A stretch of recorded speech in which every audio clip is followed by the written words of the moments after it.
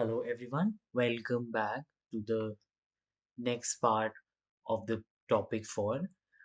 Uh, so in this video, we are going to be covering more the case laws specifically and the theory related to those case laws. For that matter, here I have listed four case laws which are very crucial from your exam point of view. You can expect a situational factual question from one of these. uh, so I've tried to keep it very crisp and comprehensive. Moving on. Uh, so some background information I would like to convey to you. So you need to have a clear understanding of what a public servant is and what is the scope of its definition, who are the people who are specifically covered under the attributes, and what public duty specifically is. So public servant are more or less defined under Section 2, subclause C, Section 2, Clause C, or in the Prevention of Corruption Act 1998. It defines a public servant as a person holding office authorized or required to perform any public duty, any individuals employed by institution receiving financial assistance from the central government, state government, local public authorities, unequivocally qualified as public servants under the Prevention of Corruption Act. So, centrally authorized bodies are just not the employees working in the central organization, are just not people who come under the definition of public servant. It also takes under its ambit employees which receive organizations which receive a huge chunk of funding or financing from the government. They also come under the public servant definition. State government, for that matter, local public authorities, for example, Delhi Development Authority, or any city's local development authority, any agricultural development authority. So for example, biggest organization, Competition Commission of India, Election Commission of India, everyone comes under the ambit of public servant under this definition. Moving on, what a public duty is. This has been defined under Section 2, Clause B of the Prevention of Corruption Act. A public duty has an interest of state, the public, and the community at large. It mainly gets performed to address an issue involving the welfare of the public or community at large, or a topic in which the government is concerned. So you get it, right? uh, जो सारे aspects हैं public servant के through performance के, जो responsibilities उनके ऊपर authorise करी गई हैं पब्लिक सर्वेंट्स के ऊपर, और जो भी एक्शन वो ले रहे हैं towards the development of the state, towards the for the growth and public welfare under any of the programs that has been prescribed. For example, uh, subsidized LPG cylinders. A public servant has been authorized to distribute subsidized LPG cylinders to people below poverty line.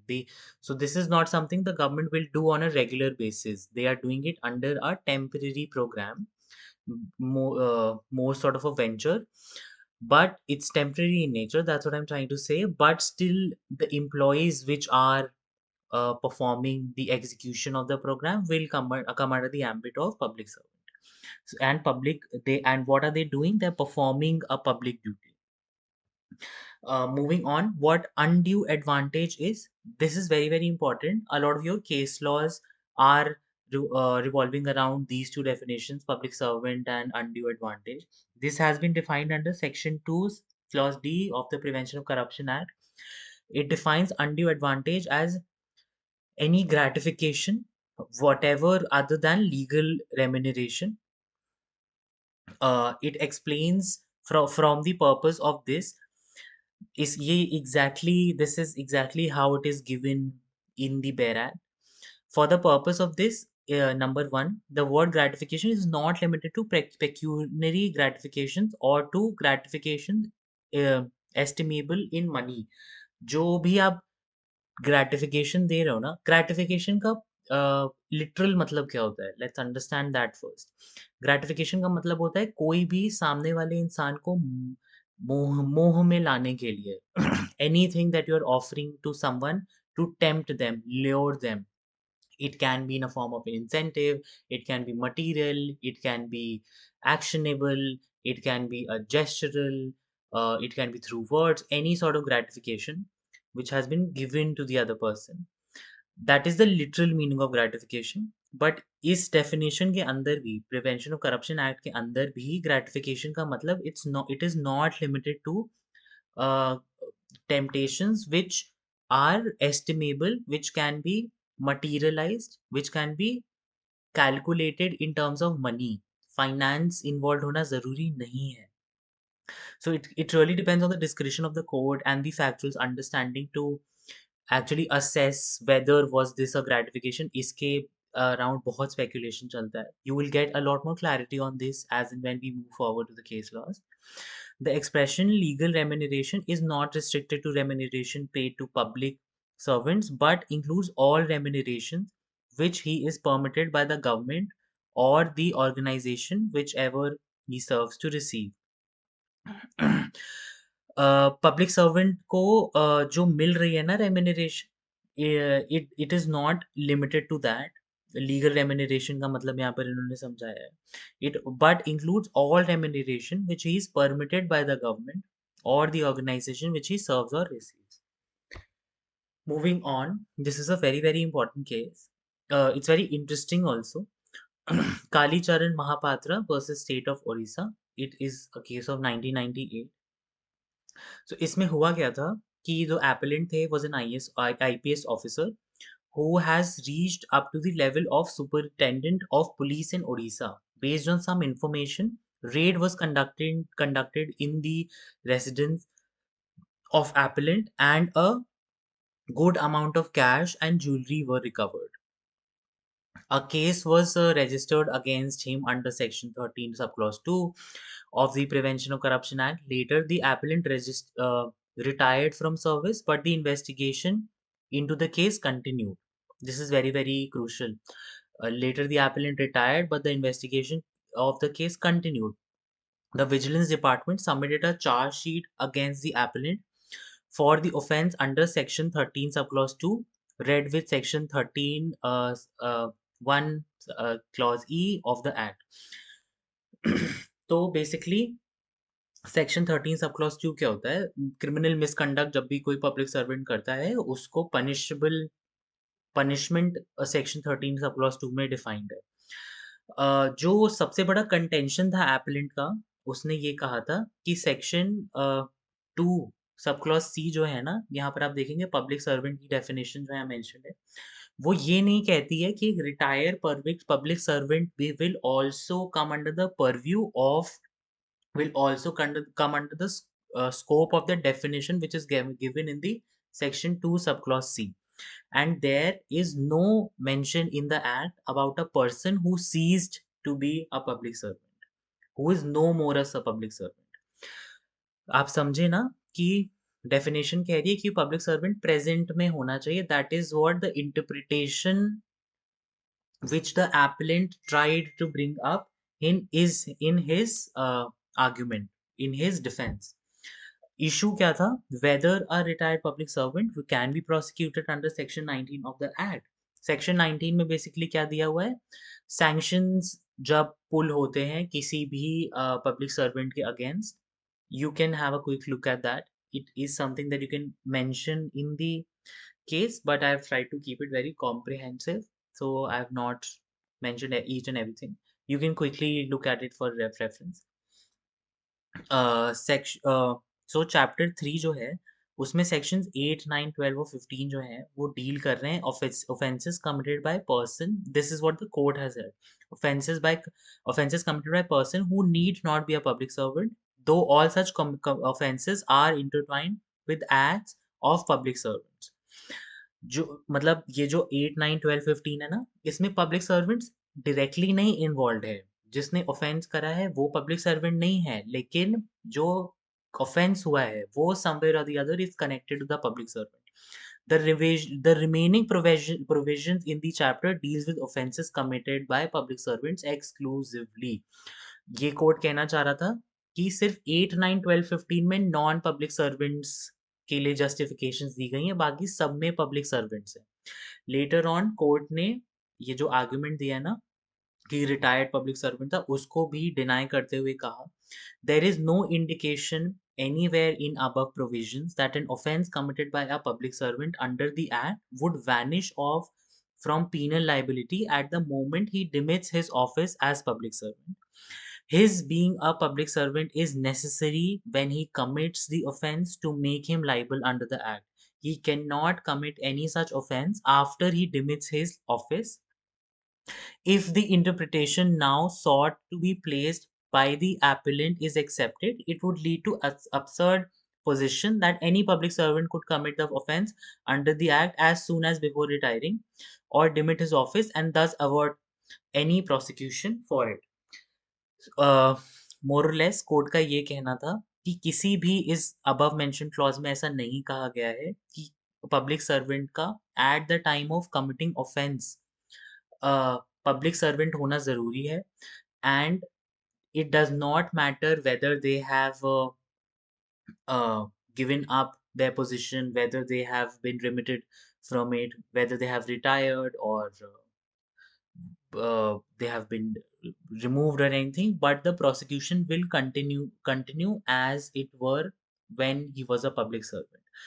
अगर ऐसा होने लगा, अगर ये justification qualify कर दी हम लोगों ने जो एपेलेंट दे रहा है इस वक्त, then every public servant will what will they do कि ये रिटायर होने वाले हैं तो उसके 1-2 साल पहले let's commit a huge offence, let's make a lot of money and then we'll not be a public servant anymore and then we'll just get away with whatever offense we have committed. You get it right? They have actually denied the argument in a very critical and a rather humorous way. The court does that quite often. Moving on. So this is the last case for this video. Kanwarjit Singh Kakkar versus State of Punjab. Other two cases we'll be dealing in the other part of the video. You can continue watching those if those are the ones you are looking for. This one is also very interesting. इसमें हुआ क्या था? दो medical officers थे पंजाब के hospital में practice करते थे. गवर्नमेंट मेडिकल ऑफिसर्स थे, ये बात याद रखिएगा. And they were found there were some allegations against them that they have been found to be privately practiced to generate more income and have charged rupees 100 extra, sorry, 100 rupees as prescription fees. They charge people that. As per the medical regulations, a government doctor is prohibited from practicing privately, which I think you all must be aware of. Any government officer, although a lot of them do it, but they do it in a very, you know, very smartly, very slyly, so that no one actually can hold them liable. But yeah, ऐसा हुआ था. A doctor was prohibited from practicing privately or charge any external fees outside the scope of their job. A raid was later conducted and the allegations were found to be true. An FIR was registered against the doctors who are the appellant in this case under section 13(1) D, read with section 13 cross 2.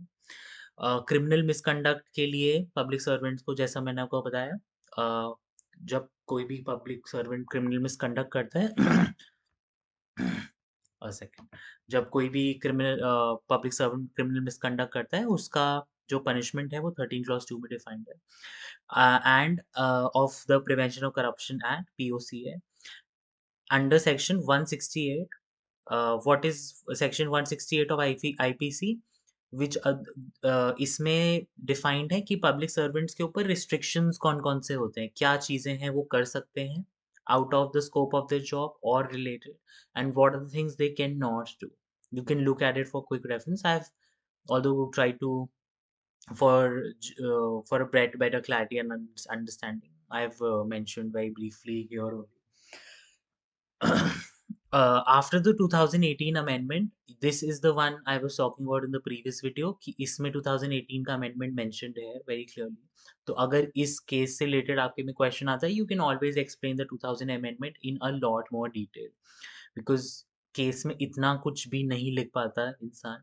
तो theory के section में if you're trying to substantiate and focus a little more, you can always mention 2000 amendment in a little more detail. The 2000 amendment of the POCA, the punishment for criminal misconduct by public servant has been drastically increased, seeing the severity of the offense. ये क्यों mentioned है? क्योंकि ये अभी आप आगे ही समझ में आएगा आपको। Whether a government doctor alleged to be doing practice can be booked under the ambit of POCA and under IPC, or the same would amount to misconduct under the Punjab Civil Medical Rules 1972, under rule 15। तो जो appellant था ना उसका सबसे बड़ा contention यही था। आप फिफ्थ क्लॉज में देखोगे, फिफ्थ पॉइंट में देखोगे, the appellant also dismiss the applicability of POCA as he claimed that he falls under the government department of Punjab civil servants, and therefore organizational rules will not be applicable upon, and sorry, central rules of POCA will not be applicable upon him. He said कि Punjab state government के जो civil services के rules हैं, ये वाले Punjab civil medical rules 1972, these are the ones that will be applicable on him. तो इस पे भी बहुत बड़ा कंटेंशन था। जो दूसरी आर्ग्यूमेंट थी वो they were a little vague, but we can quickly go through that. Appellant ने कहा था कि जब मेरे घर में रेड पड़ी थी, मेरे घर से कोई भी मेडिकल इंस्ट्रूमेंट डिस्कवर नहीं हुआ है। It was more or less my residential place. I am a doctor, I am supposed to have a thermometer and a stethoscope or maybe some other stuff. That is what the argument they came up with. Next, the appellant also claimed practicing in his area only on humanitarian ground. People requested him for medicinal help. No illegal gratification involved, no malicious intention, and no such activity performed during his duty. That is what he argued. As per section 13(1)(d), the offence must be committed while being a public servant, and him being involved in a moral activity will not hold him guilty. Also, whatever he is doing is in no way either harming anyone or involves any corruption. उसका कहना था कि मैंने local लोगों को help करने के लिए, they were requesting me a lot, so I established an office here. तो पहले वो कह रहा है कि मेरा ऑफिस ही नहीं था, रेजिडेंशियल प्लेस थी मेरी, मेडिसिनल मेडिसिन मेडिसिन के कोई मेडिकल इंस्ट्रूमेंट्स नहीं थे। बाद में वो कह रहे पर मैंने एस्टैब्लिश करा था लोगों की हेल्प करने के लिए। People wanted my assistance to maintain health standards, and whatever I'm doing, it's out of completely bona fide intentions. I am not doing any corruption. मैं उसी के पैसे ले रहा हूँ जो uh, मैं uh, काम कर रहा हूँ किसी के लिए. So there is in no way corruption involved. He's not actually doing something wrong. He's charging fees for the prescription, for the consultancy, which doctors do everywhere. The court, what did the court observe in this? The court outrightly dismissed the first contention of the appellant. ये पहली contention कि आपके यहाँ medical instruments नहीं मिले थे, because it was substantially found that they were practicing uh, uh, medicine. They were practicing out of the scope of their job locally. Through a lot of evidences, it was discovered. The court, while responding to other contentions, stated that the activity will qualify as misconduct under the Prevention of Corruption Act, but under the not under the Prevention of Corruption Act, but under the ambit of Punjab Civil Medical Rules. ये POCA के अंदर नहीं आएगा. That is what the court held. But ये criminal misconduct है. ये POCA के अंदर नहीं आएगा, लेकिन क्रिमिनल मिसकंडक्ट है, पर इसमें लॉज किसके एप्लीकेबल होंगे? Punjab civil medical rules. The contention of performing the activity of humanitarian purposes is surely vague and violative of professional guidelines. The court referred to the observation laid down in the case of Rajendra Singh, state of Jharkhand, and observed that state-specific rules will be applicable in deriving liability of offence in such a scenario. Rajendra के case में भी कुछ ऐसे ही facts थे, और वहां पर भी कोर्ट ने यही कहा था कि इस पर court prevention of corruption act नहीं लगेगा, क्योंकि बेसिकली डायरेक्टली करप्शन नहीं इन्वॉल्व है, number one. And these professional institutes, for example doctors, lawyers, uh, जिसकी एक रेगुलेटरी सेंट्रल बॉडी है डॉक्टर्स की, और medical medical council of India, और लॉयर्स की the bar council of India. तो they are the ones who more less prescribe rules, so state specific rules उनके ऊपर एप्लीकेबल होंगे for more stricter supervision and maintaining the professional standard, because directly corruption नहीं involve है। अगर वो कुछ कर भी रहे हैं, that in way is does not qualify as corruption, it can be criminal misconduct but it is not directly corruption. So this is it for this video. In the next video, we'll be dealing with the other two cases, and I'll also be giving a brief about the background of brief about the statutes, the laws which will be applicable. Thank you.